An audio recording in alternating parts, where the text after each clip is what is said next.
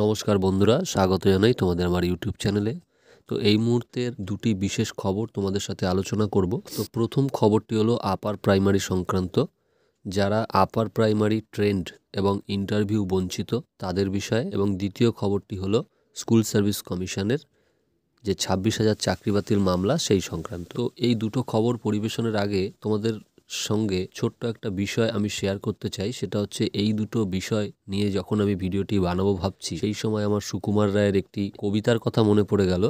যে কবিতাটির নাম হচ্ছে গানের গুতো। দেখো, গান জিনিসটা কিন্তু সত্যি খুব মন ভালো করে দেওয়ার মতো জিনিস, কিন্তু এই ভালো জিনিসটাই যদি অতিরিক্ত মাত্রায় হয়ে যায় তখন সেটা কিন্তু আর ভালো থাকে না। তোমরা সকলেই নিশ্চয়ই শুনেছ, গান জুড়েছেন গ্রীষ্মকালে বিশ্বলোচন শর্মা, আওয়াজখানা দিচ্ছে হানা দিল্লি থেকে বর্মা। অর্থাৎ সেটা গান নয়, সেটা তখন চিৎকারে পরিণত হয়। তো রাজ্য সরকারের এই যে শিক্ষা নিয়ে যে মনোভাব, যে তারা প্রত্যেকটা স্কুলে মিড ডে মিল দিচ্ছে, ছাত্রছাত্রীদের ব্যাগ দিচ্ছে, তাদের জুতো দিচ্ছে, তাদের কন্যাশ্রী যুবশ্রীতে ভরিয়ে দিচ্ছে, অথচ স্কুলে যেটা মূলত দেওয়ার কথা এডুকেশন, সেই এডুকেশন সিস্টেমটাকে পুরোপুরি তারা ধ্বংস করে দিচ্ছে। এবং সেই জায়গায় দাঁড়িয়ে শিক্ষাটাকে ভালো করতে চাইছে কিনা জানি না, তবে যেটা তারা দেখাতে চাইছে সবার সামনে যে আমরা উন্নয়ন চাইছি শিক্ষা, সেটা কিন্তু আর উন্নয়নের পর্যায়ে থাকছে না। তার প্রমাণ আপনারা সুপ্রিম কোর্টে বিচারপতির কথাও বুঝতে পেরেছেন, যে তিনি চাইছেন আংশিক বা সম্পূর্ণ নিয়োগ বাতিল করে দিতে। এটা প্রাইমারির ক্ষেত্রেও হবে সেম,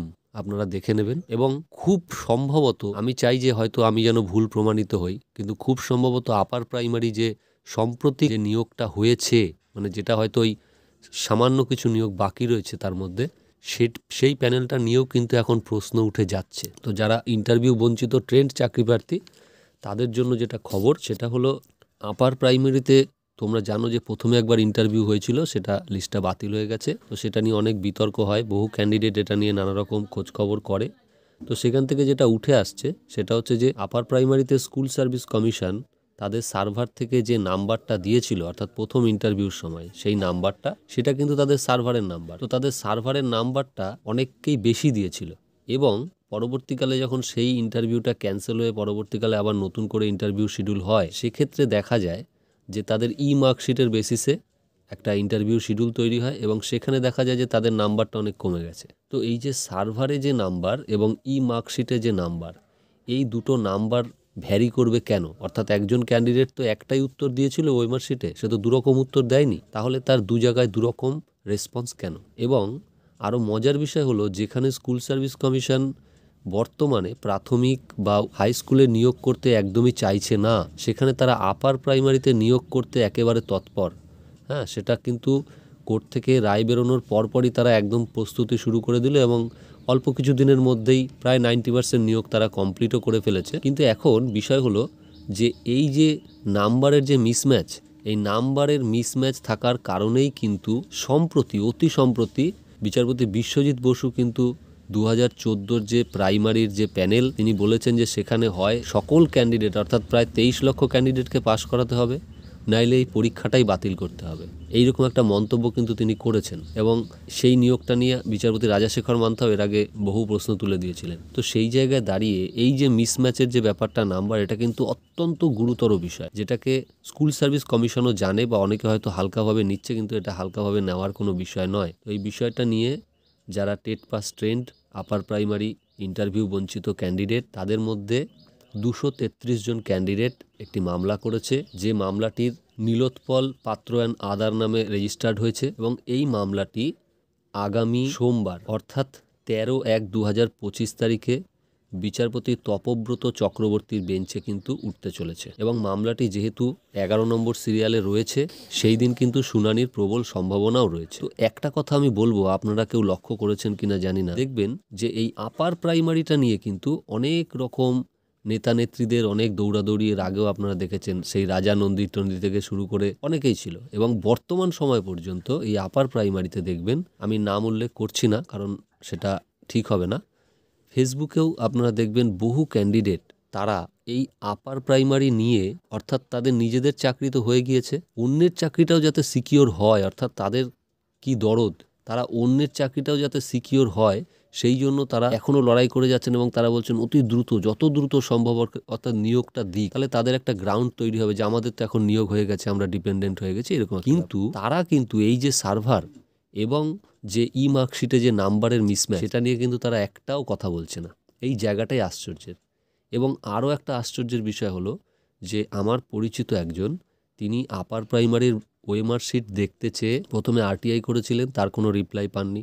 তারপরে ফার্স্ট আপিল করেছিলেন, তারও কোনো রিপ্লাই পাননি। তারপরে আশ্চর্যজনক ব্যাপার, যখন তিনি সেকেন্ড আপিলটা করলেন, তখন সেকেন্ড আপিল অথরিটির পক্ষ থেকে তাকে একটা চিঠি দিয়ে জানানো হলো যে আপনি ফার্স্ট আপিলের কপিটি দেননি।